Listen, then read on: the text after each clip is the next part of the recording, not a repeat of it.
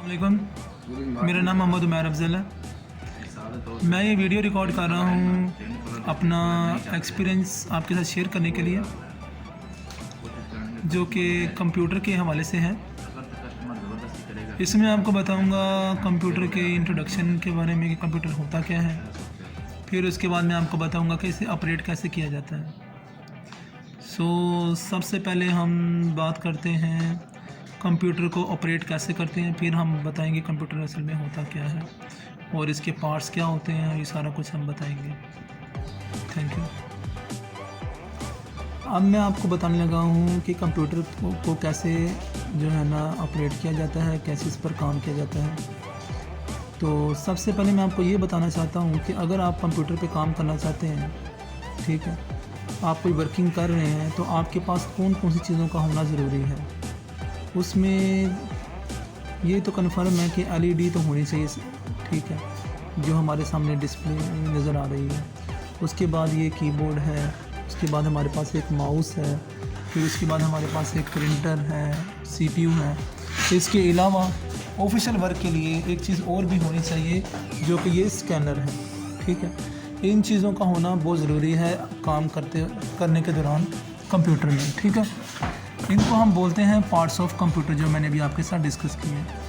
अब ये इस टाइम सिस्टम ऑन है, तो मैं आपसे ये डिस्कस करना चाहूँगा कि ये सिस्टम ऑन करते कैसे हैं। कुछ लोग ऐसे होते हैं जो बिल्कुल ही उनका फर्स्ट डे होता है कंप्यूटर, जिन्होंने कभी जो है रन भी नहीं किया होता, जिनको पता नहीं होता कि इसको कैसे सारे पार्ट्स को आपस में कनेक्ट किया जाता है, कौन कौन सी वायर्स रिक्वायर होती हैं, कैसे इस पर जो है काम होता है, कैसे ये सिस्टम को ऑन किया जाता है, उसके लिए कौन सी पावर केबल चाहिए होती है, वो सारा अब मैं इसमें आपको बताऊंगा। अब हम कैसे कंप्यूटर को रन करते हैं उसकी जो है ना डिटेल में डिस्कस करेंगे। सबसे पहले मैं आपको बताऊं, इसके लिए जो वायर चाहिए होती हैं, हमारे पास 2 पावर केबल्स चाहिए होती हैं। एक पावर केबल ऑन करने के लिए LED को और एक पावर केबल ऑन करने के लिए CPU को, ठीक है।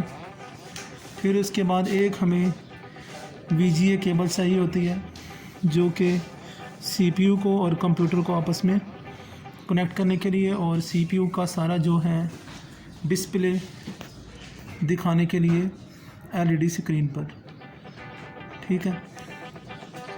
इसके साथ साथ हम 2 वायर्स और लगाते हैं, वो 2 डिवाइसेस की हैं, एक माउस की और एक जो है कीबोर्ड की। इसके अलावा अगर आपने प्रिंटर साथ कनेक्ट करना है, तो प्रिंटर की भी एक पावर केबल होती है जिसे ऑन करता है, और एक दूसरी केबल होती है जो कि CPU के साथ लगती है और उसका एक तार प्रिंटर के साथ लगती है। ये एक यहाँ लगी है, एक CPU के साथ लगी होती है। तो जब हम ये सब वायर्स लगा देते हैं, तो हम सिस्टम को फिर यहाँ से ऑन कर देते हैं। ऑन करने के बाद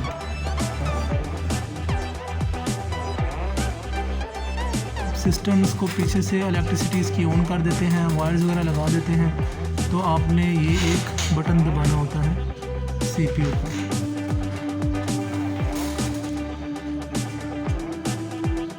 इसको दबाने से आपका सिस्टम जो है चल पड़ता है।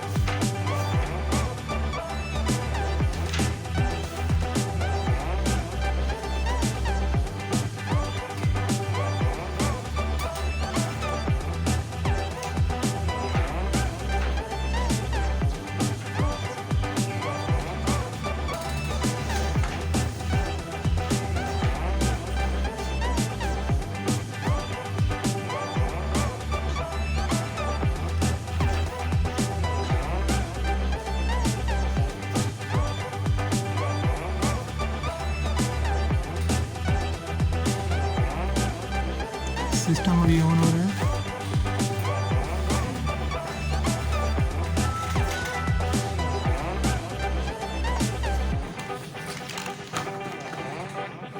नहीं जी, ये सिस्टम ऑन है।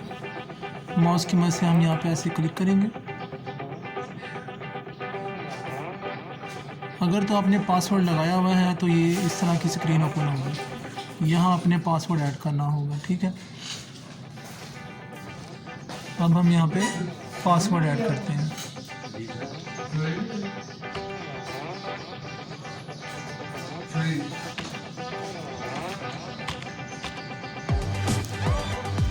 पासवर्ड ऐड करने के बाद हम एंटर पे क्लिक कर देते हैं।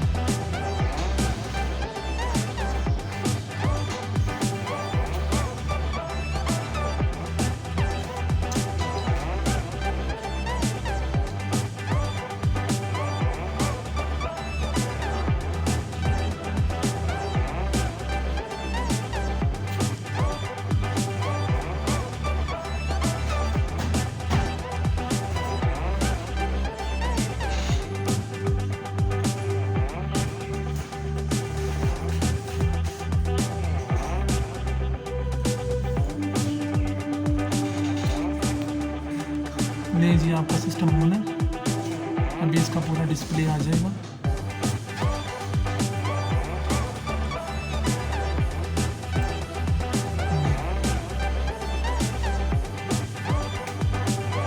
ये आपको कुछ डाटा जो है ना यहाँ पे ऊपर यहाँ पे नज़र आ रहा है। कुछ लोग अपनी सहूलत के लिए स्क्रीन पर डाटा सेव कर देते हैं ताकि इजीली वो डाटे को ओपन कर सकें और उस पर काम कर सकें। लेकिन इसका नुकसान ये होता है कि अगर आपकी विंडो करप्ट हो गई है किसी वजह से, तो जो भी डाटा आपकी स्क्रीन के ऊपर पड़ा होगा ये सब ज़ाया हो जाएगा। इसलिए बेहतर ये होता है कि आप अपने डाटे को कॉपी करके ये माई कंप्यूटर के अंदर जाकर, देखिए माई कंप्यूटर, इसके अंदर जाके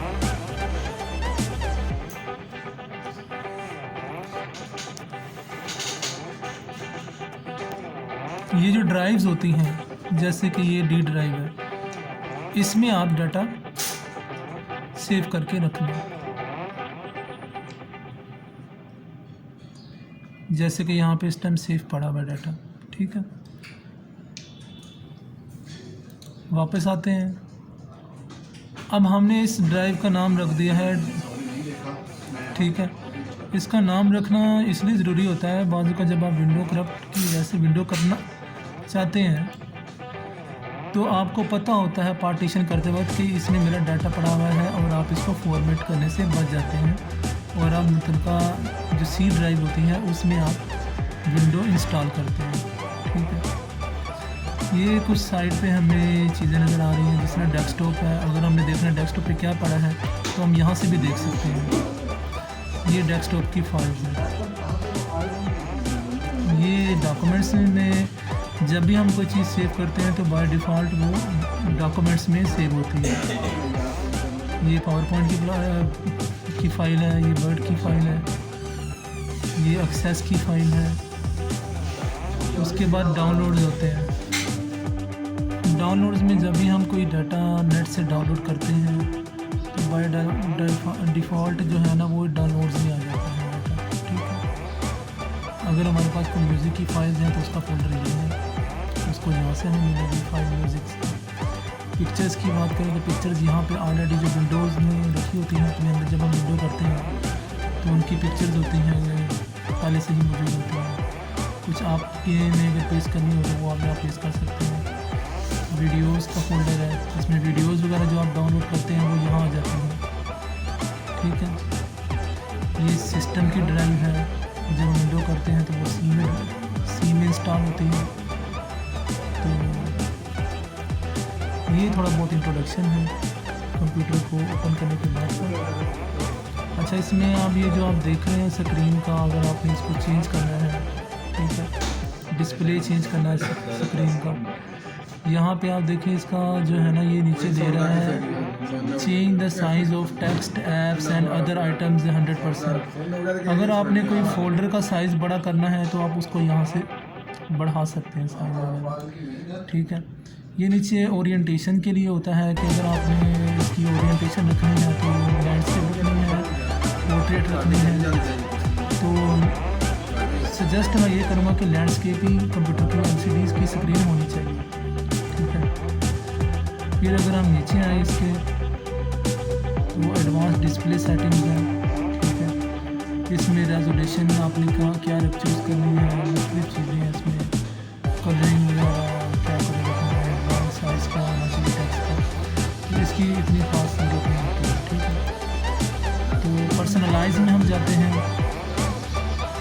ये एक चीज़ है अभी इस टाइम हमने जो स्लाइड शो की ऑप्शन रखी है जिसमें जो स्क्रीन जो है जैसे कि ये फ्लावर्स वगैरह की, तो ये हर 1 मिनट बाद ये चेंज होता है इस स्लाइड शो की वजह से। अगर हम यहाँ पे इस पिक्चर को लगाना चाहें तो हम किसी की पिक्चर भी लगा सकते हैं। इस बच्चे भी लगा के देखें, तो ये देखें इस टाइम बच्चे की तस्वीर आ गई है।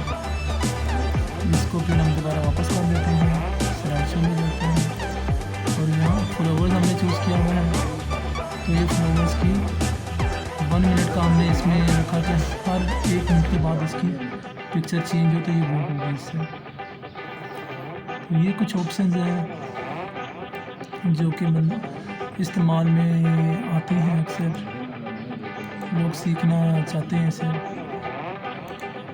इसके अलावा एक और चीज़ मैं आपके साथ जो शेयर करना चाहता हूँ वो ये है कि अगर आप यहाँ पे लिखें कंट्रोल पैनल, सर्च में मैं लिखा,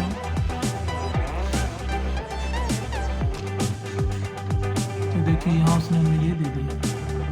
इस पर मैं क्लिक करूँगा, ये प्रोग्राम का फोल्डर है। इसमें क्या होता है, इसमें हमें पता चल सकता है कि हमारे पास हमने कौन कौन से प्रोग्राम इंस्टॉल किए हुए हैं कंप्यूटर में।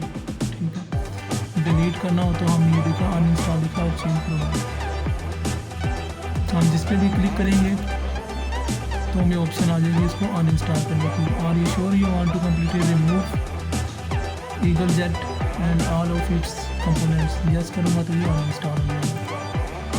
तो ये एक इंफॉर्मेशन जो है इसका पता होना ज़रूरी है कि आपको प्रोग्राम कैसे आपको पता चले कौन कौन से इंस्टॉल करें, वो इस तरह से। उसके बाद इसमें एक और चीज़ होती है, वो है यूज़र अकाउंट। अगर आप यूज़र अकाउंट में जाएं तो यहाँ पे आप इस टाइम ये अकाउंट का नाम लिखा हुआ है, इसे आप यहाँ से आकर चेंज भी कर सकते हैं, अकाउंट नेम, अकाउंट टाइप, और इसमें ये पासवर्ड की ऑप्शन है, वो भी हम डिस्कस करेंगे। बस आते हैं यूज़र अकाउंट, फिर ओपन करते हैं, इसमें हम जाते हैं make change to my account in PC setting. इसमें जब हम आएंगे यहाँ पे, अच्छा यहाँ पे आप जब आएंगे तो इसमें आप अपनी तस्वीर भी लगा सकते हैं। कैमरे की फैसिलिटी भी है कि आपका अगर कैमरा लगा है तो कैमरे से आप अभी तस्वीर खींच के लगा सकते हैं। और ये साइन इन ऑप्शन है, इसमें आप पासवर्ड चेंज कर सकते हैं। आप चेंज में जाएंगे, यहाँ पासवर्ड जो करंट है वो आपको टाइप करना पड़ेगा। ये उस वक्त आती है जब आपने पासवर्ड इसमें लगाया होता है। अगर ना लगाया हो तो यहाँ पे डायरेक्ट ऑप्शन आ जाएगी करंट की, कि आप डायरेक्ट ऑप्शन आ जाएगी पासवर्ड की। ठीक है, फिर उसके बाद कंफर्म पासवर्ड की। फॉर एग्जांपल भी हम पासवर्ड लगाते हैं जो ऑलरेडी लगा हुआ है।